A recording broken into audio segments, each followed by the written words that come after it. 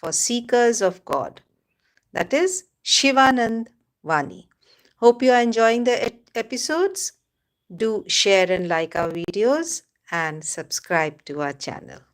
Comment and tell us how you are enjoying these lectures of Mahapurush Maharaj. So today we are going to do Mahapurushji's meditation and prayer is not for himself but for others. His resignation to God. So we are going to talk about the fact that he is praying and meditating all the time. Is he doing it for himself? No. He is doing it for others. As usual, the place is again Belur Monastery. Time is November-December 1932. The weather was growing slightly cold, indicating the approach of winter. It was dusk. After the Vesper service, the brahmacharis and the sannyasis of the monastery were engaged in meditation. An indescribable peace and serenity prevailed everywhere. So let us also imagine ourselves in the same atmosphere that is being talked about here. Silence pervaded Mahapurushji's room. A green light was burning there. Mahapurushji was seated, cross-legged, facing the west, absorbed in meditation. An attendant was gently fanning the Swami, driving away the mosquitoes. Time passed this way. The silence in the room gradually deepened. Mahapurushji's serene countenance became all the more radiant. The sadhus of the monastery came as usual to his room and finding him absorbed in meditation, saluted him from a distance and left. It was 9 o'clock at night, but still Swami did not come down to the normal plane from his meditation. After a while, Mahapurushji softly chanted Om, later repeating more distinctively Hari Om. He inquired what time it was. The attendant hesitantly replied in a low voice, Maharaj, it is already 9 o'clock.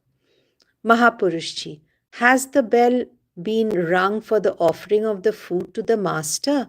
Attendant, long ago. It has been long since food was taken to the shrine, and it is nearly time to bring the offer food back. The attendant was very much disturbed to find Mahapurushji practicing so much meditation.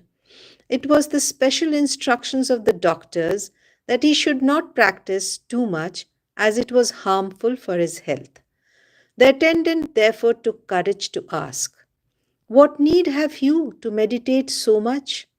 You can see the master with your eyes open and talk to him also.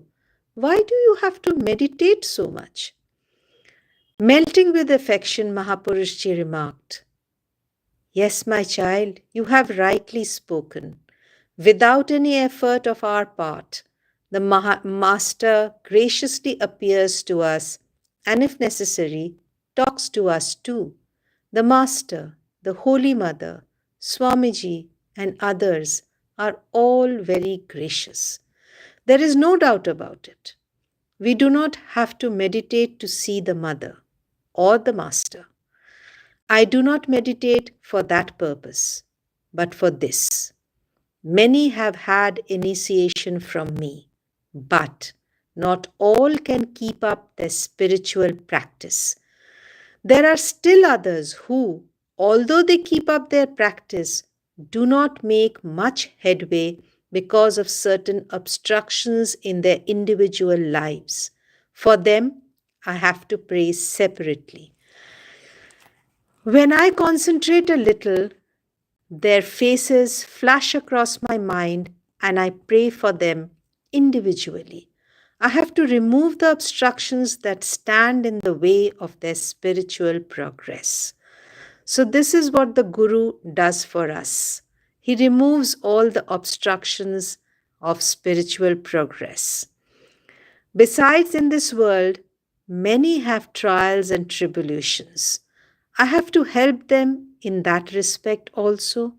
It is the Master who inspires us from within to do these things. In this world, there is no end to trials and tribulations. Therefore, our only prayer is that there may be peace in the entire world and a lessening of pain and sorrow, and that men may advance towards God. We do not perform any spiritual practice for ourselves, my child. So, this is the work of a sadhu. He prays for the world, for people that he knows and that people he does not know. तो वो सबके लिए प्रार्थना कर रहे हैं, यहाँ पे भी वो सबके लिए प्रार्थना कर रहे हैं.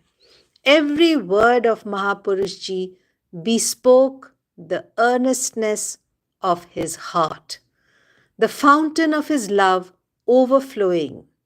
In a trembling voice, he said, "It is He who makes us do all these things. That loving Lord seated within is playing various roles. I do and say what He prompts me to. I am simply an ordinary instrument in His hands, a broken instrument at that, but He is an excellent player. I can win the game even with a broken dice, and He is doing just that. Otherwise, tell me, what power do I have? I have neither scholarship, nor the gift of speech, nor anything else. Neither am I handsome to look at. Old and feeble in body, I cannot always even go downstairs, and yet he is managing his work. How many people come to us? I can hardly speak to all. So many come. They say, "You do not have to speak. Just by seeing you, the afflictions of our heart are assuaged and our doubts vanish." So, just seeing you, our doubts vanish. I do not know anything. Glory be to glory be to the Lord. Blessed be thy name. Who can understand thy glory? I am surprised at the doings of the Lord. In how many ways is he functioning within this body? To whom shall I disclose it? And who will understand? Within me as well as outside, it is he who is playing. The other day, Sudhir, Swami Shuddhananda ji, asked, "So many people have had initiation from you. Do you keep track of all of them? Can you recognize them all?" I said, "No, I do not remember all. What need have I to remember how many have had initiation, where they come from, or what they do? I simply repeat the Lord's name. I think about Him. I do not know anything else. And about initiation, it is He who is responsible for bringing people here, and it is He seated within who blesses them. Otherwise, why would so many people come if they were attracted by me alone? It is He who has taken hold of this body and is playing His game. I am being blessed. Whoever come here, I dedicate at His feet. I say, O Lord, here are your people, have them. Just as people worship the Lord's feet with many kinds of flowers, in the same way I offer different types of men at His feet. I see clearly that He accepts all. He takes their responsibility. He is responsible for their good as well as for the opposite. But they have my best wishes at all times. Every moment I think about their well-being and I pray for them. So Maharaj is telling us that he is praying for us all. And from the bottom of my heart, I believe that they are still praying for us, and Thakur is always around us. With that note, we will come to the end of today's session. Hope you enjoyed the video and the reading. Do comment and let us know. Till then, keep watching Devakshar. Thank you so much for being with us.